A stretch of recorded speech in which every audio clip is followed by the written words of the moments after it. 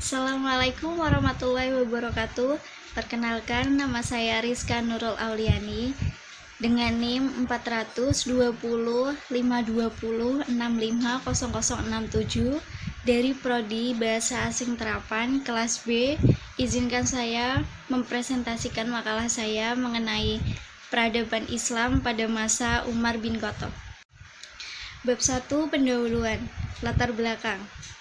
Perkembangan Islam pada zaman Nabi Muhammad SAW dan para sahabat merupakan zaman keemasan. Hal ini bisa terlihat bagaimana kemurnian Islam itu sendiri dengan adanya pelaku dan faktor utamanya yaitu Rasulullah SAW. Kemudian pada zaman selanjutnya yaitu zaman para sahabat, terkhusus pada zaman Khalifah 4 atau yang lebih terkenal dengan sebutan Khulafaur Rasyidin. Islam berkembang dengan pesat di mana hampir 2/3 bumi yang kita huni ini hampir dipegang dan dikuasai oleh Islam. Hal itu tentunya tidak terlepas dari para pejuang yang sangat gigih dalam mempertahankan dan juga dalam menyebarkan Islam sebagai agama tauhid yang diridhoi. Dalam sejarah Islam, tidak ada orang yang begitu sering disebut-sebut namanya sesudah Rasulullah SAW seperti nama Umar bin Khattab. Nama itu disebut-sebut dengan penuh kagum dan sekaligus rasa hormat bila dihubungkan dengan segala yang diketahui orang tentang sifat-sifatnya dan bawaannya yang begitu agung dan cermelang. Apabila orang berbicara tentang keadilan yang murni tanpa cacat, orang akan teringat pada keadilan Umar. Jika berbicara tentang kejujuran tanpa membeda-bedakan keluarga dekat atau bukan, orang akan teringat pada Umar. Umar memimpin muslimin menggantikan Abu Bakar dengan kekuatan yang besar, meliputi berbagai macam bangsa, golongan, ras, dan kebudayaan yang beraneka ragam. Rumusan masalah. Agar tidak terjadi kesimpang siuran dalam penyusunan makalah ini, maka merumuskan masalah sebagai berikut. 1. Latar belakang keturunan Umar bin Khattab. 2. Sejarah masuknya Islam Umar bin Khattab. 3. Pelantikan menjadi khalifah pengganti Abu Bakar As-Siddiq. 4. Peradaban Islam pada masa khalifah Umar bin Khattab. Dan 5. Wafatnya Umar bin Khattab. Tujuan penulisan. Yang pertama, mahasiswa mampu mengetahui siapa dan apa saja yang berhubungan dengan keturunan Umar bin Khattab. Yang kedua, mahasiswa mampu memahami dan mengerti apa sejarah atau penyebab masuknya Islamnya Umar bin Khattab. Yang ketiga, mahasiswa mengetahui proses pengangkatan Umar bin Khattab menjadi khalifah. Bab 2, isi. Yang pertama, kelahiran Umar bin Khattab. Umar bin Khattab memiliki nama lengkap Umar bin Khattab bin Nufail bin Al-Uzza bin Ribaah bin Abdillah bin Qurt bin Razail bin Adi bin Ka'ab bin Lu'ay.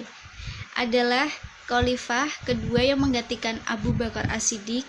Umar bin Khattab lahir di Mekah pada tahun 583 Masehi. 12 tahun lebih muda dari Rasulullah, Umar juga termasuk keluarga dari keturunan Bani suku Adi atau Bani Adi, suku yang sangat terpandang dan berkedudukan tinggi di kalangan orang-orang Quraisy sebelum Islam. Umar memiliki postur tubuh yang tegap dan kuat, wataknya keras, pemberani, dan tidak mengenal gentar, pandai berkelahi. Siapapun musuh yang berhadapan dengannya akan bertekuk lutut. Ia memiliki kecerdasan yang luar biasa, mampu memperkirakan hal-hal yang akan terjadi di masa akan datang, tutur bahasanya lembut dan bahasanya fasih. Umar bin Khattab adalah salah satu sahabat terbesar sepanjang sejarah sesudah Nabi Muhammad SAW. Peranan Umar dalam sejarah Islam masa permulaan merupakan yang paling menonjol karena perluasan wilayahnya sampai kebijakan-kebijakan politiknya yang lain. Adanya penaklukan besar-besaran pada masa pemerintahan Umar merupakan fakta yang diakui kebenarannya oleh para sejarawan. Bahkan ada yang mengatakan bahwa jika tidak karena penaklukan-penaklukan yang dilakukan pada masa Umar, Islam belum tentu bisa berkembang seperti zaman sekarang. Umar bin Khattab adalah seorang mujtahid yang ahli dalam membangun negara besar yang ditegakkan atas prinsip-prinsip keadilan, persamaan, dan persaudaraan yang diajarkan oleh Nabi Muhammad SAW. Dalam banyak hal, Umar bin Khattab dikenal sebagai tokoh yang sangat bijaksana dan kreatif, bahkan jenius. Beberapa keunggulan yang dimiliki Umar membuat kedudukannya semakin terhormat di kalangan masyarakat Arab, sehingga kaum Quraisy memberi gelar singa padang pasir. Dan karena kecerdasan dan kecepatan dalam berpikirnya, ia dijuluki Abu Faiz. Di antara keluarga Umar bin Khattab yang telah mendapat hidayah dan memeluk Islam adalah Sa'ad bin Zaid, yang merupakan saudara ipar Umar yang telah menikah dengan adik Umar yang bernama Fatimah, yang juga memeluk agama Islam. Nu'ami bin Abdullah juga merupakan salah satu anggota keluarga yang cukup karismatik, telah menyatakan keislamannya. Setelah ia menyaksikan keluarga dan sebagian orang Arab menyatakan masuk Muslim, maka terjadi dialog pemikiran dalam dirinya. Dialog itu seperti perenungan yang kadangkala menjadi peperangan untuk menentukan dan mencari hakikat kebenaran. Diriwayatkan ketika Umar mendapatkan saudaranya sedang melantunkan ayat Quran dengan suara yang indah, redamlah emosi Umar. Setelah itu ia menemui Nabi Muhammad dan menyatakan masuk Islam pada tahun ke-6 dari masa kenabiannya. Islamnya Umar membawa pengaruh yang besar bagi perjuangan Nabi Muhammad. Yang kedua, yaitu sejarah masuk Islamnya Umar bin Khattab. Kita ketahui sebelumnya bahwa Umar bin Khattab dilahirkan di Mekah dari keturunan suku Quraisy yang terpandang dan terhormat.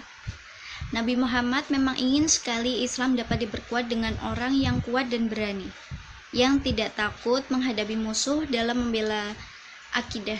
Lalu Nabi Muhammad berdoa, "Ya Allah, perkuat Islam dengan Abdul Hakam bin Hisham atau Umar bin Al-Khattab."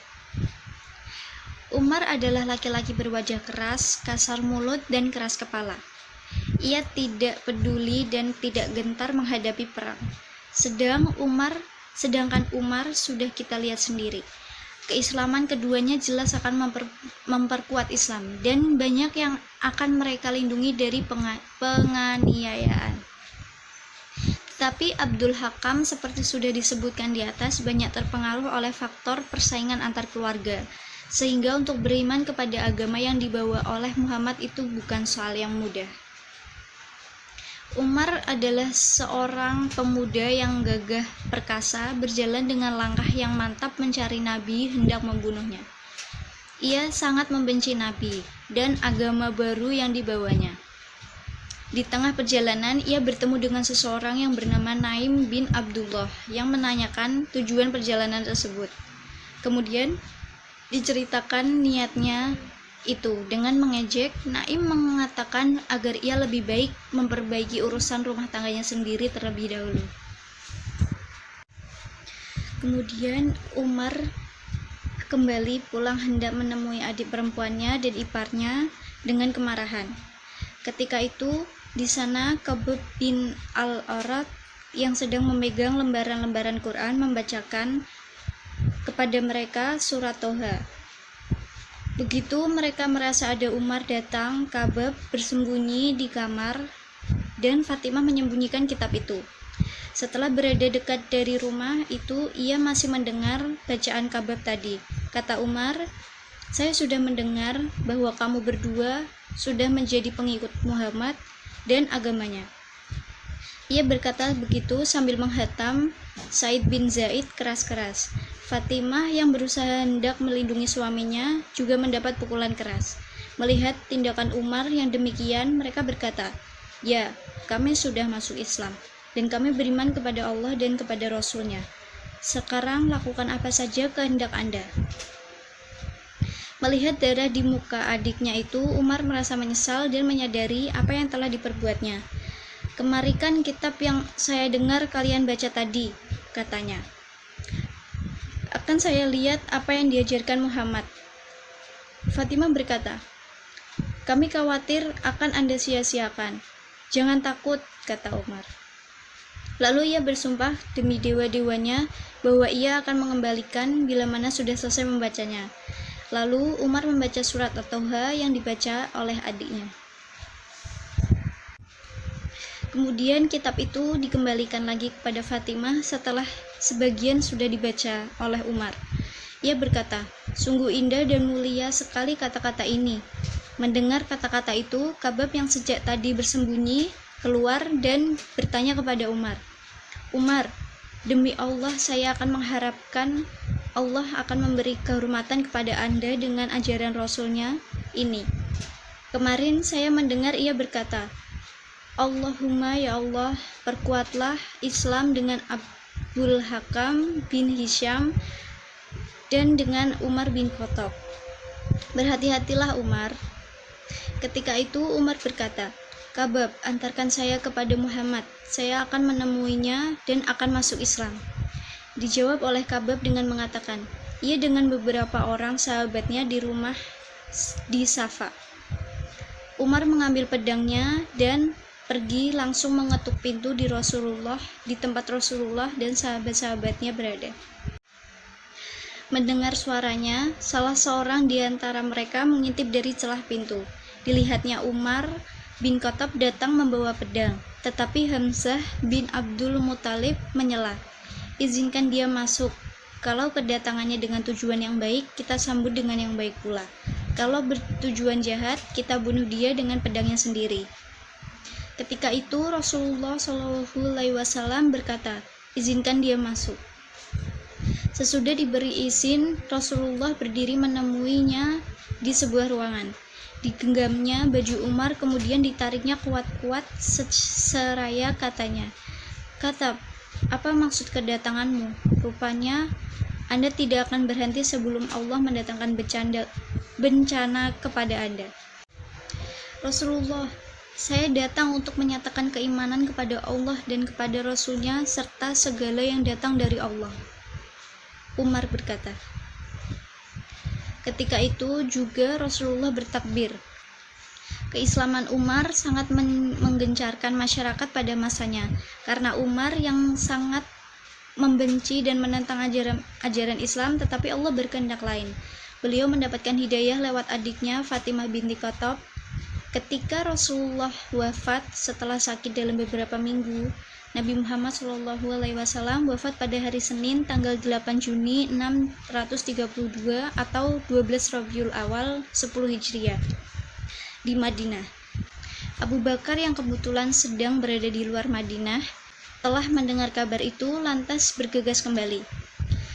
Ia menjumpai Umar sedang menahan muslim yang lain dan lantas mengatakan, "Saudara-saudara, barang siapa mau menyembah Muhammad, Muhammad sudah mati. Tapi barang siapa mau menyembah Allah, Allah hidup selalu, tidak pernah mati." Yang ketiga yaitu sejarah diangkatnya atau proses pengangkatan Umar bin Khattab menjadi khalifah menggantikan Abu Bakar. Pada musim panas tahun 364 Masehi, Abu Bakar menderita sakit dan akhirnya wafat pada hari Senin 21 Jumadil Akhir 13 Hijriah atau 22 Agustus 634 Masehi dalam usia 63 tahun. Sebelum beliau wafat, telah menunjuk Umar bin Khattab sebagai penggantinya untuk menjadi khalifah. Penunjukan ini berdasarkan pada kenangan beliau tentang pertentangan yang terjadi antara kaum Muhajirin dan Ansor. Dia khawatir kalau tidak segera menunjuk pengganti dan ajal segera tiba, akan timbul pertentangan di kalangan umat muslim. Dengan demikian, ada perbedaan antara prosedur pengangkatan Umar bin Khattab sebagai khalifah dengan khalifah sebelumnya yaitu Abu Bakar. Umar mendapat kepercayaan sebagai khalifah kedua tidak melalui pemilihan dalam sistem musyawarah yang terbuka, tetapi melalui penunjukan atau wasiat oleh pendahulunya yaitu Abu Bakar.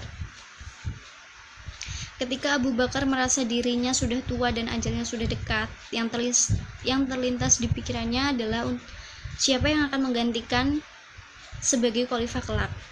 Abu Bakar minta pendapat kepada para tokoh sahabat seperti Utsman bin Affan, Ali bin Abi Thalib, Abdurrahman bin Auf, Thalhah bin Ubaidillah, Usaid bin Qudur.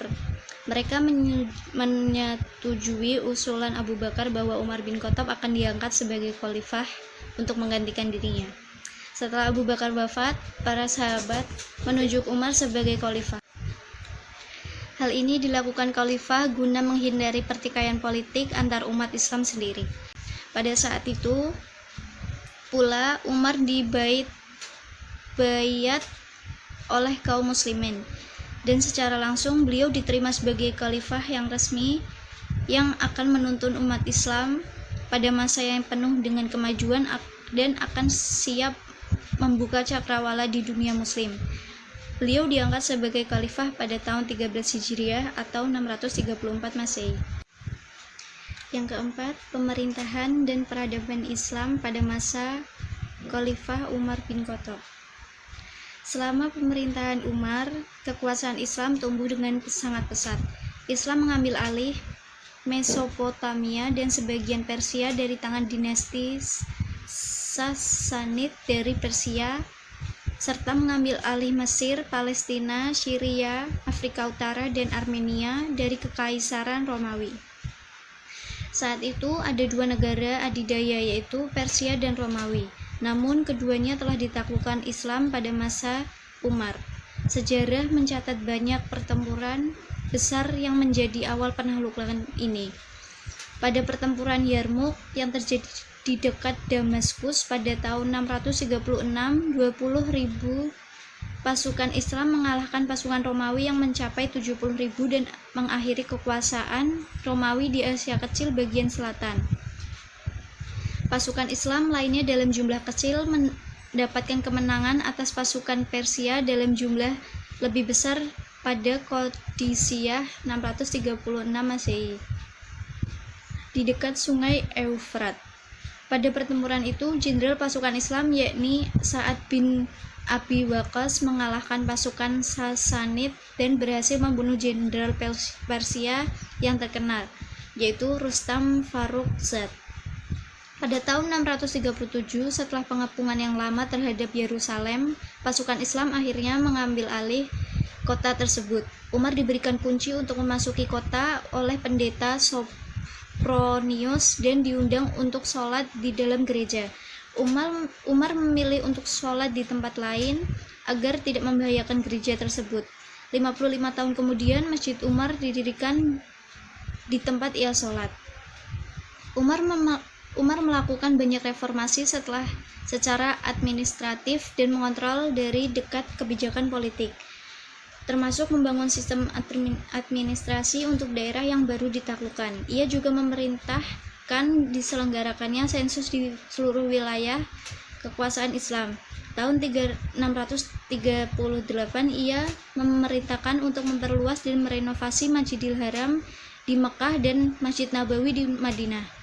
Ia juga memulai proses kodifikasi hukum Islam. Umar dikenal dari gaya hidupnya yang sederhana, alih-alih mengadopsi gaya hidup dan penampilan para penguasa di zaman itu. Ia tetap hidup dengan sangat sederhana.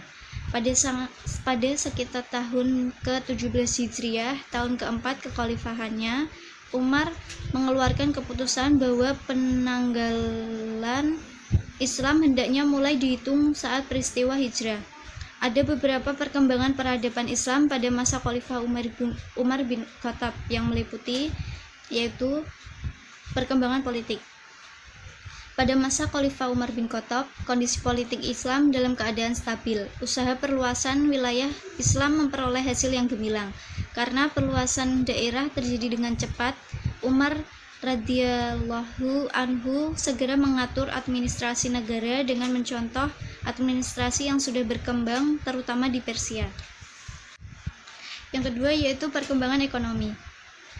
karena perluasan daerah terjadi dengan cepat, dan setelah Khalifah Umar mengatur administrasi negara dengan mencontoh administrasi yang sudah berkembang terutama di Persia, pada masa ini juga mulai diatur dan ditertibkan sistem pembayaran gaji dan pajak tanah. Ada beberapa kemajuan di bidang ekonomi, antara lain al-qarja, ghanimah, pemerataan zakat, dan lembaga perpajakan. Yang ketiga yaitu perkembangan pengetahuan. Dengan meluasnya wilayah Islam sampai keluar Jazirah Arab, nampaknya Khalifah memikirkan pendidikan Islam di daerah-daerah yang baru ditaklukkan itu.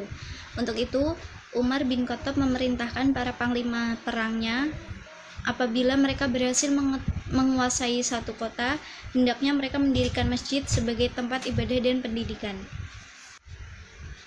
Pada masa Khalifah Umar bin Khattab, mata pelajaran yang diberikan adalah membaca dan menulis Al-Quran dan menghafalnya, serta belajar pokok-pokok agama Islam. Pendidikan pada masa Umar bin Khattab ini lebih maju dibandingkan dengan sebelumnya.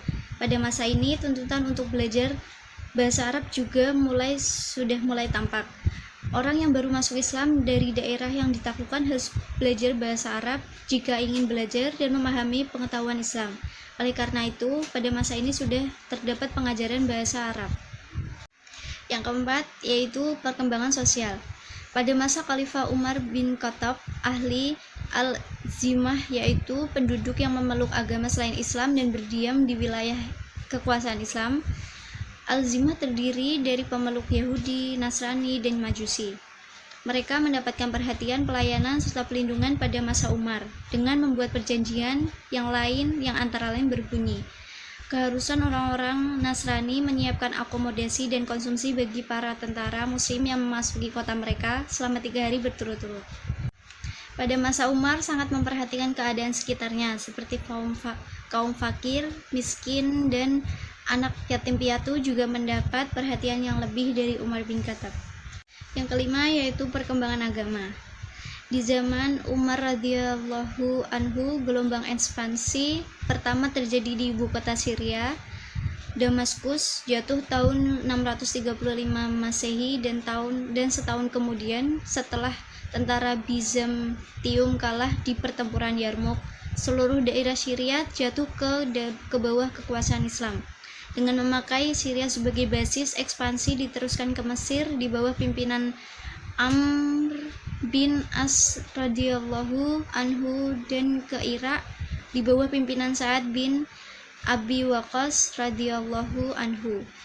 Iskandaria atau Alexandria, ibu kota Mesir, ditaklukkan dalam 641 Masehi. Dengan demikian, Mesir jatuh ke bawah kekuasaan Islam. Al-Qadisiyah, sebuah kota dekat Hirah di Irak, jatuh pada tahun 637 Masehi. Jadi dapat disimpulkan keadaan agama Islam pada masa Umar bin Khattab sudah mulai kondusif, karena kepemimpinannya yang loyal, adil, dan bijaksana. Pembahasan selanjutnya yaitu wafatnya Umar bin Khattab. Setelah menjalankan pemerintahan selama 10 tahun, Khalifah Umar bin Khattab meninggal akibat dibunuh oleh seorang Majusi bernama Abdul Mughirah yang biasa dipanggil Abu Lu'lu'ah, karena merasa tidak puas terhadap jawaban Umar ketika mengadu tentang besarnya pajak yang harus dibayar. Setelah Umar bin Khattab wafat, majelis permusyawaratan tadi mengadakan pemilihan di rumah Al-Miswar bin Marhamah, kecuali Tolah bin Abdillah yang tidak dapat hadir pada saat itu. Dalam pemilihan itu, akhirnya pendapat tertuju kepada Utsman bin Affan, dan jadilah beliau sebagai khalifah ketiga yang menjabat sebagai kurang lebih 12 tahun, yaitu pada tahun 644 sampai 656 Masehi. Orang yang membunuh Umar adalah seorang Majusi bernama Abdul Mughirah yang biasa dipanggil Abu Lu'lu'ah. Disebutkan bahwa ia membunuh Umar karena ia pernah datang mengadu kepada Khalifah Umar tentang berat dan banyaknya kharaj atau pajak yang harus ia keluarkan. Tetapi Khalifah Umar menjawab, "Kharajmu tidak terlalu banyak." Dia kemudian pergi sambil menggerutu, "Keadilan menjangkau semua orang kecuali aku." Ia lalu berjanji akan membunuhnya. Dipersiapkanlah sebuah pisau belati yang telah diasah dan diolesi dengan racun, lalu disimpan di salah satu sudut masjid. Tatkala Khalifah Umar berangkat ke masjid seperti biasanya menunaikan salat subuh, langsung saja ia menyerang. Ia menikamnya dengan 3 tikaman dan berhasil merobohkannya. Bab 3 penutup. Kesimpulan. Secara tekstual, sejak 14 abad tahun yang lalu, Al-Quran telah menegaskan bahwa Islam adalah ajaran universal yang misi dan misi kebenaran ajarannya melampaui batas suku, etnis, bangsa, dan bahasa, yaitu rahmatan lil alamin. Sejak awal perkembangannya, Islam tumbuh dalam pergumulan dengan pemikiran dan peradaban umat manusia yang dilewatinya, dan karena terlibat dalam proses dialektika yang di dalamnya terjadi pengambilan dan pemberian. Dari kebudayaan Arab, Islam telah mengambil dan lebih tepatnya dikatakan memelihara dan mengembangkan beberapa hal seperti sistem moral, tata pergaulan, dan hukum keluarga, serta sistem politik pun diambil dari kebudayaan Arab. Sebaliknya, Islam memberikan kemungkinan bagi sastra Arab untuk berkembang mengatasi perkembangan pada masa sebelumnya. Al-Quran dan Al-Sunnah memberikan perubahan yang nyata bagi bangsa Arab dan bangsa-bangsa. Saran, kita sebagai umat Islam harus melestarikan budaya dan mengembangkan nilai-nilai Islam di dalam masyarakat. Sekian presentasi dari saya. Mohon maaf apabila ada kata-kata yang kurang berkenan. Wassalamualaikum warahmatullahi wabarakatuh.